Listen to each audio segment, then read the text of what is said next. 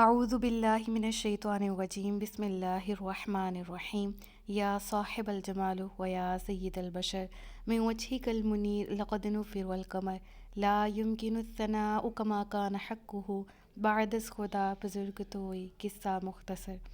رضی اللہ عنا سیدنا و مولانا محمد صلی اللہ علیہ وآلہ وسلم ما هو اہلہ یا رب لک الحمد کما ینبغی لجلال وجہک وعظیم سلطانک رب اشرح لی صدری ویسر لی امری واحلل عقدۃ من لسانی یفقہوا قولی رب زدنی علما رب زدنی علما رب زدنی علما۔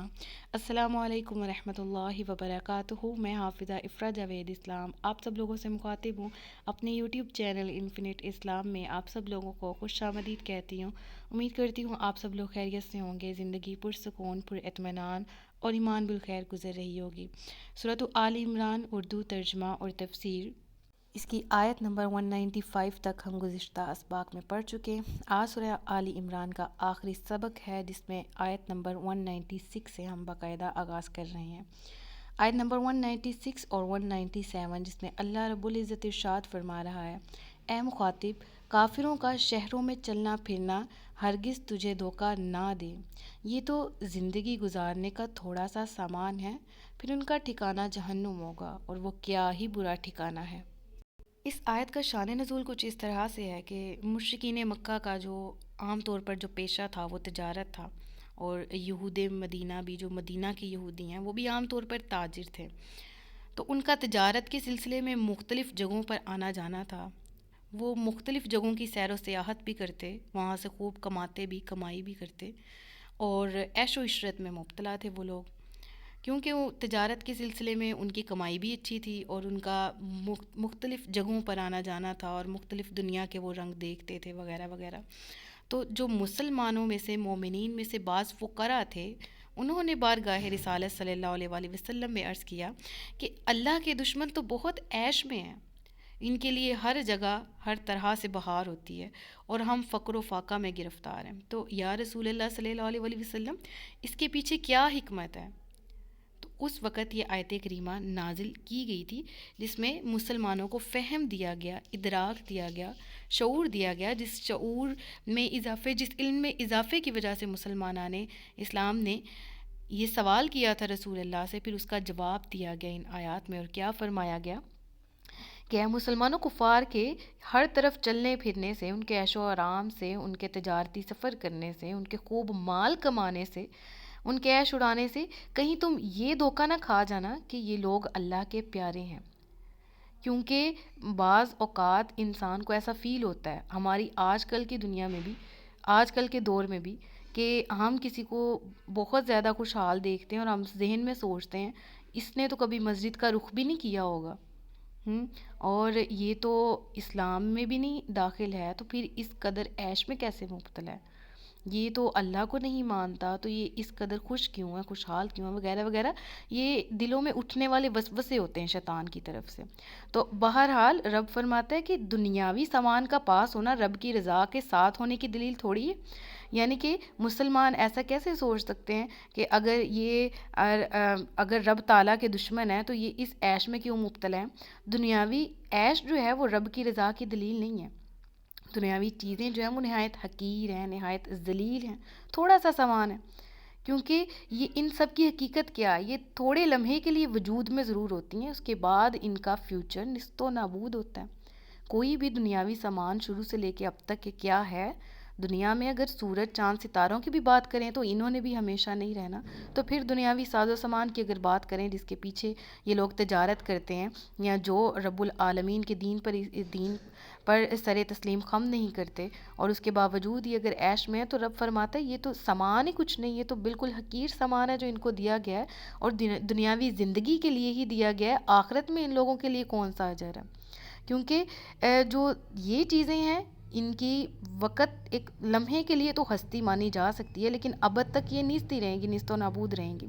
اور ان کا سامان جو ہے وہ آخرت کے سامان کے مقابلے میں بہت تھوڑا ہے۔ تو مسلمانوں، تم لوگوں کو آخرت اگر مل جائے اور بہترین مل جائے، اور وہ جو ابدی زندگی ہے وہ بہترین مل جائے، تو تمہیں اپنی ابدی زندگی کے بہتر ہو جانے پر خوش ہونا چاہیے، نہ کہ ان کی یہ جو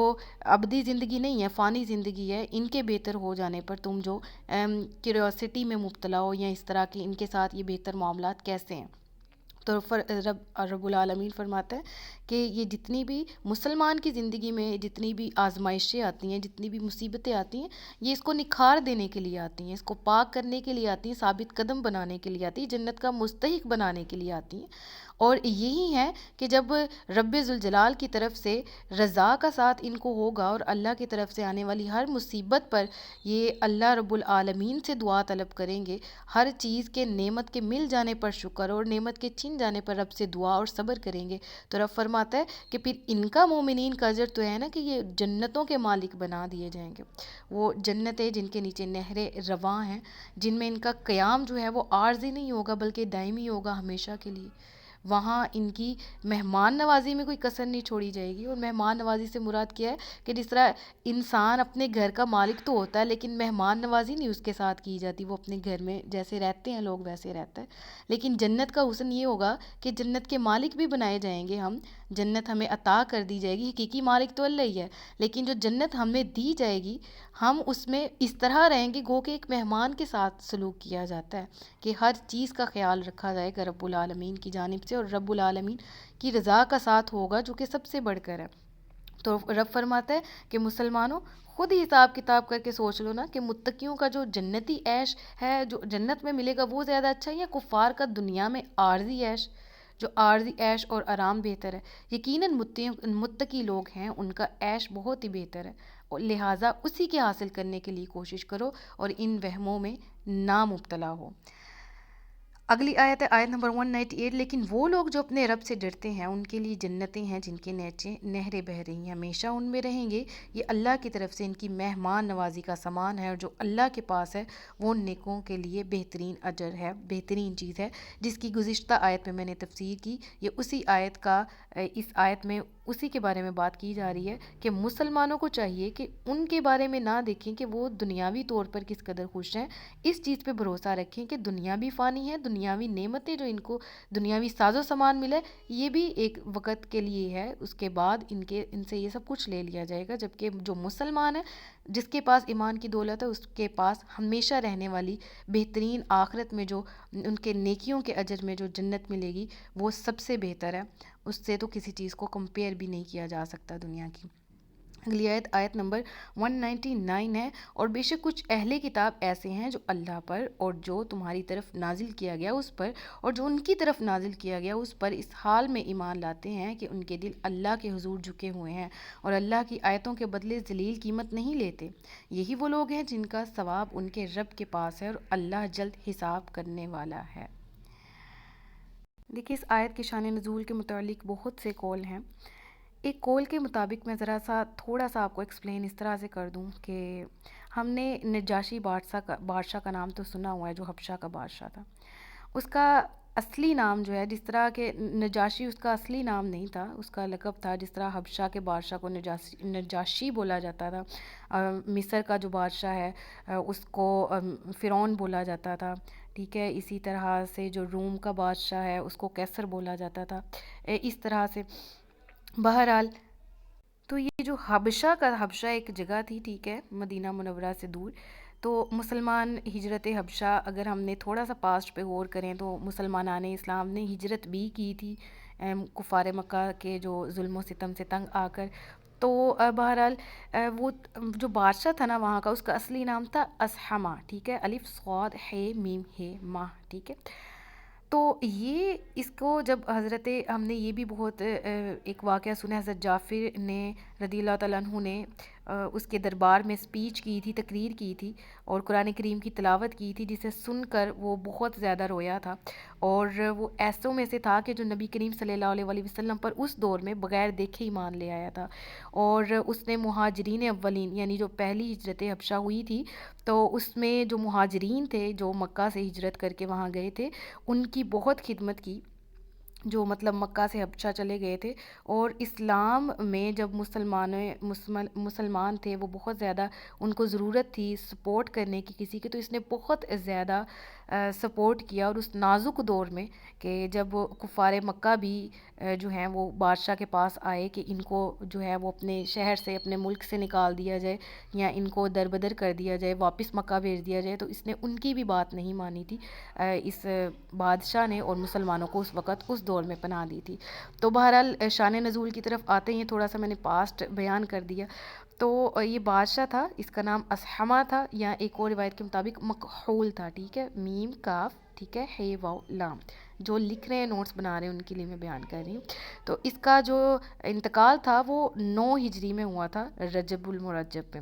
تو مدینہ طیبہ میں حضور پرنور صلی اللہ علیہ وسلم اور صحابہ کو ان کی جب وفات کی خبر ہوئی نا اس بادشاہ کی، تو یہ اس نے نبی کریم صلی اللہ علیہ وسلم نے فرمایا کہ چلو اس کی نماز جنازہ پڑھتے ہیں۔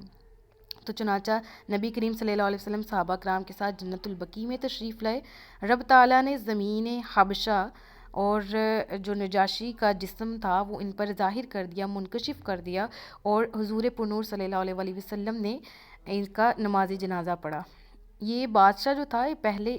جو تھا وہ اہل کتاب تھا، لیکن پھر یہ مسلمان ہو گیا تھا جب جعفر بن طیار نے سپیچ کی، قرآن مجید پڑھا اس کے دربار میں، تو تب یہ رویا بھی تھا اور یہ نبی کریم صلی اللہ علیہ وسلم پر ایمان بھی لے آیا تھا۔ تو اس وقت جب نبی کریم صلی اللہ علیہ وسلم نے اس طرح نماز جنازہ ادا کی، تو منافقین نے بہت زیادہ طعنہ زنی کی اور کہا کہ حضور پرنور صلی اللہ علیہ وسلم ایسے شخص کا جنازہ پڑھا انہوں نے جو کہ مذہباً عیسائی تھا، اور جسے حضور پرنور صلی اللہ علیہ وسلم نے کبھی دیکھا بھی نہیں تھا۔ تو یہ آیت تب نازل ہوئی جس میں منافقین کی تردید کی گئی اور نبی کریم صلی اللہ علیہ وسلم کی تائید کی گئی، اور نجاشی کی تعریف میں یہ آیت کریمہ اتری، اور جس کا آپ کے سامنے معنی جو ہے ترجمہ جو موجود ہے، ایک دفعہ پھر پڑھتے ہیں کہ بے شک کچھ اہل کتاب ایسے ہیں جو اللہ پر اور جو تمہاری طرف نازل کیا گیا اس پر اور جو ان کی طرف نازل کیا گیا اس پر اس حال میں ایمان لاتے ہیں کہ ان کے دل اللہ کے حضور جھکے ہوئے ہیں۔ یعنی کہ اہل کتاب تمام کی تمام ایسے نہیں ہیں، جس طرح عبداللہ بن سلام کی اگزامپل ہمارے پاس ہے۔ ایک روایت کے مطابق آیت کریمہ ان کے بارے میں نازل ہوئی جو کہ پہلے یہودیوں کے سب سے بڑے عالم تھے، بہت بڑے پائے درجے کے عالم میں ان کا شمار ہوتا تھا، اولاد انبیاء میں سے تھے، لیکن پھر ایمان لا کر نبی کریم صلی اللہ علیہ وسلم کے صحابی بنے۔ تو اس طرح سے بہت سے اہل کتاب ایسے ہیں جو کہ جب قرآن کریم نازل ہوا، نبی کریم صلی اللہ علیہ وسلم نے تبلیغ کی، تو پھر وہ ایمان بھی لے آئے، اور انہوں نے نہ صرف اپنے عقائد کو درست کیا بلکہ نبی کریم صلی اللہ علیہ وسلم کی ہی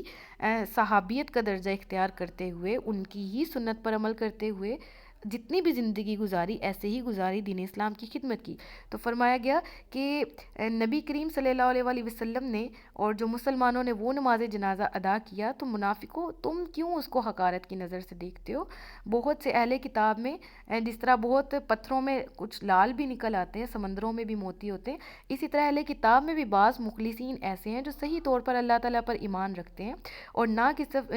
کسی پریشر کی وجہ سے، نہ کسی مجبوری کی وجہ سے، بلکہ سچے دل سے مخلص ہو کر، یعنی تلوار کے ڈر سے، مرنے کے ڈر سے نہیں، خوف خدا سے دلی خشوع خضوع کے ساتھ ایمان لاتے ہیں۔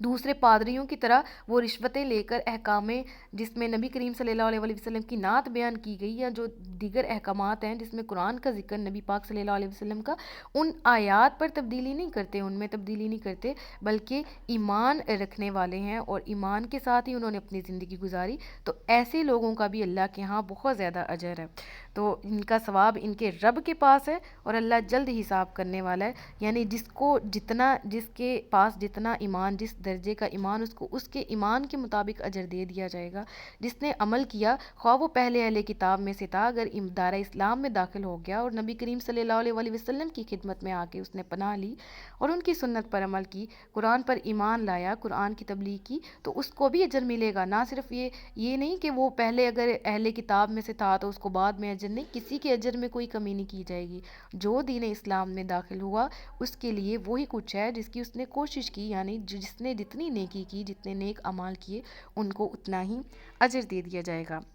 آیت نمبر 200 ہے، اے ایمان والو صبر کرو اور صبر میں دشمنوں سے آگے رہو اور اسلامی سرحد کی نگہبانی کرو اور اللہ سے ڈرتے رہو اس امید پر کہ تم کامیاب ہو جاؤ۔ تو اس سورہ کی بالکل آخری آیت میں رب العالمین ایمان والوں سے مخاطب ہے. دیکھیں کتنے پیارے الفاظ لگتے ہیں نا. یا ایھا الذین آمنوا اصبروا وصابروا ورابطوا واتقوا اللہ لعلکم تفلحون.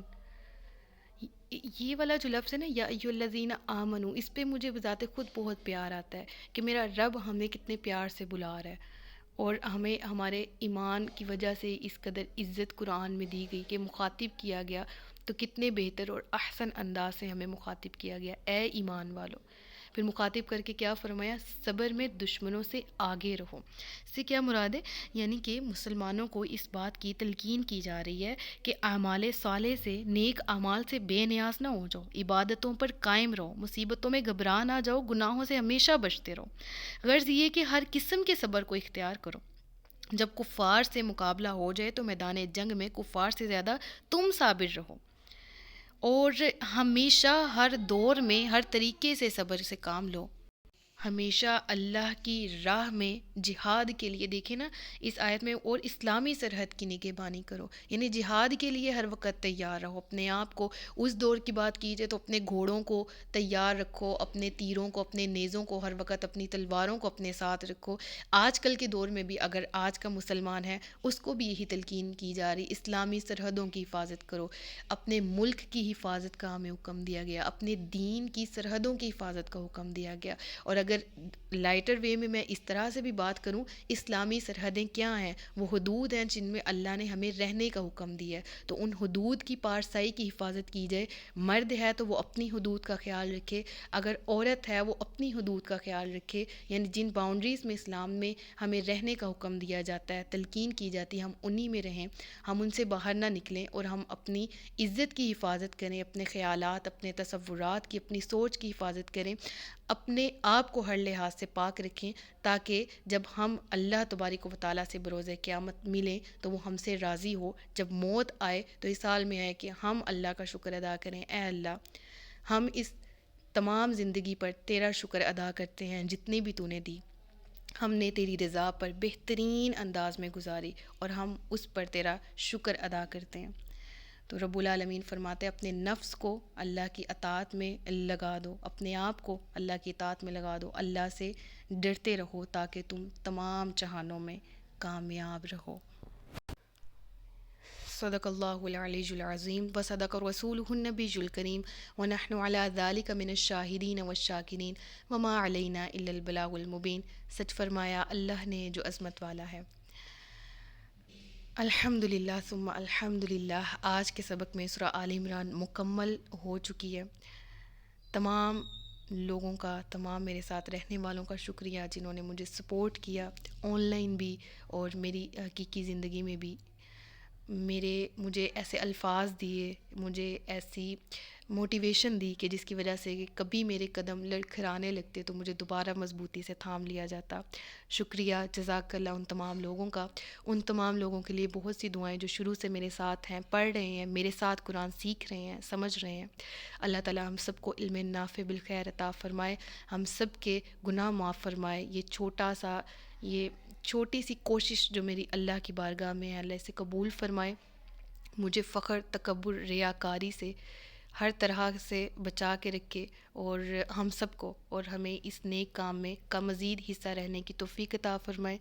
اور انشاءاللہ اگلے لیکچر میں ہم سورہ النساء سے باقاعدہ آغاز کریں گے. اللہ تعالیٰ ہم سب کو قرآن کا فہم، شعور، ادراک عطا فرمائے، دین اسلام کے احکامات پر عمل کرنے والا بنائے، قرآن اور سنت پر عمل کرنے کی توفیق عطا فرمائے.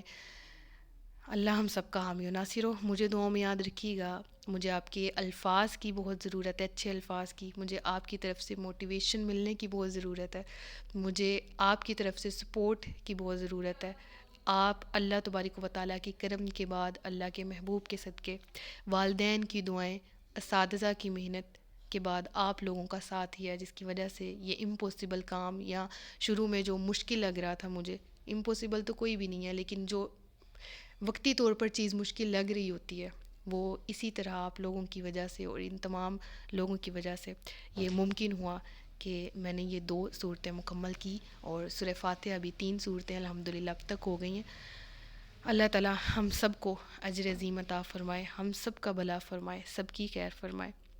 میرے پاس الفاظ نہیں اس وقت اپنی فیلنگز بیان کرنے کے لیے، بس اتنا ہی کہوں گی، اللہ تعالیٰ ہم سب کے تمام اعمال کو قبول و منظور فرمائے۔ مجھے دعاؤں میں یاد رکھیے گا، اپنا خیال رکھیے گا، اپنے سے زیادہ دوسروں کا۔ تاجدار ختم نبوت زندہ باد، پاکستان ہمیشہ زندہ باد۔ السلام علیکم ورحمۃ اللہ وبرکاتہ۔